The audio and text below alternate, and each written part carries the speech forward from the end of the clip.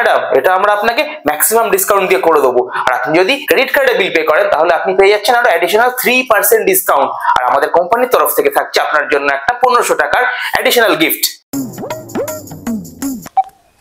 হ্যাঁ, হ্যালো। হ্যাঁ হ্যাঁ, শুনুন, আমি বলছি, আমি কে? আমি হচ্ছে সে যার সাথে আপনাদের কোম্পানি গত 1 মাস ধরে রিটার্ন গিফট দেওয়ার নাম করে পুরো স্ক্যামের পর স্ক্যামই করে যাচ্ছে। আরে শুনুন না, প্রথমে তো আমি মজাই ভেবেছিলাম। আমি ভাবছিলাম যে আপনারা বোধহয় আমার সাথে কানে ফিস ফিস খেলছেন, তাই হয়তো অনেক লোকের মুখে মুখে রিলে হয়ে আমার কান অব্দি আস্তে আস্তে আসল কথাটাই বোধহয় চেঞ্জ হয়ে যাচ্ছে, আর আমি হয়তো ভুল মেসেজ পাচ্ছি। যেমন ধরুন, আপনারা হয়তো বললেন যে গিফটের কেতায় আগুন, আর আমি শুনলাম আগামী ডেটে আপনি আসুন। তারপর ধরুন আপনারা হয়তো বললেন যে ওইরকম গিফটের ললিপপ দেখিয়েই তো আমরা লোককে বুদ্ধু বানিয়ে মাল বেচি, আর আমি গোবেচারা হয়ে শুনলাম যে গিফটের সঙ্গে ললিপপ দিয়েই তো আমরা সবাইকে মিষ্টি মুখ করাই।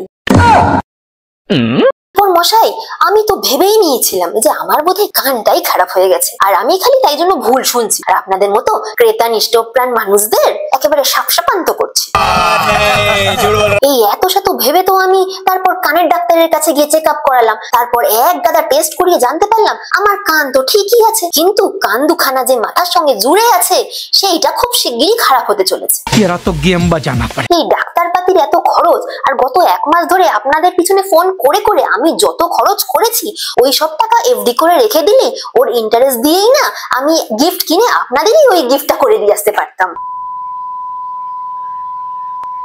খিস্তি করে কেন?